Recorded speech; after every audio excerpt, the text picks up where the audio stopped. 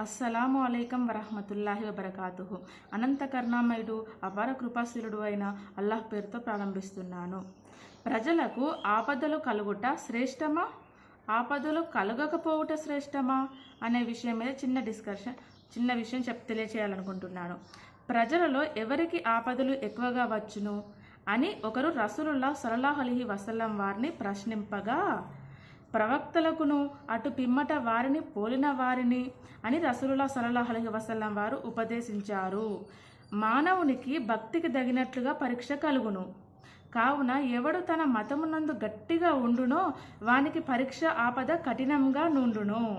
ఎవరు తన మతమునందు మెత్తగా నుండునో వాని పరీక్ష ఆపద తగ్గును. ఇటులే జరుగుచుండును. తుదకు అతడు పాపములు లేనివాడిగా భూమిలో సంచరించుచు అని రసూలుల్లాహ్ సల్లల్లాహు అలైహి వసల్లం వారు ఉపదేశించారని సాదు రజియల్లాహు అన్హు వారు తెలిపారు. దేవుడు తన భక్తుని యొక్క మేలు కోరుకున్నప్పుడు ఇహలోకం నందే తొందరగా అతని పాపంలో శిక్షనిస్తాడు. దేవుడు తన దాసుని కీడు కోరుకున్నప్పుడు వారి పాపములకు శిక్ష ఆపివేయును. తుదకు తీర్పు దినం నందు పూర్తి శిక్ష వానికి విధించును అని రసూలుల్లాహ్ సల్లల్లాహు అలైహి వసల్లం వారు ఉపదేశించారని అనస్ బిన్ రజియల్లాహు అన్హు వారు తెలిపారు.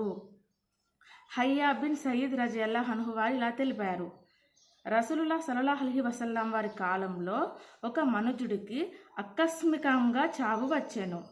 అప్పుడు ఇతనికి చావు శుభకరమవుగాక, ఎలాంటి వ్యాధి లేకయే చనిపోయెను అని ఒకడు పలుకగా, నీ పాడుగాను నీకేమి తెలియను, ఒకవేళ దేవుడు అతనికి వ్యాధి నొసంగి అతని పాపములు హరింపజేసియుండునేమో అని రసూలుల్లాహ్ సల్లల్లాహు అలైహి వసల్లం వారు ఉపదేశించారు.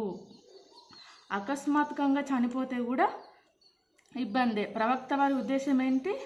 వ్యాధి వలన చనిపోతేనే మంచిదని ప్రవక్త వారు తెలియజేశారు.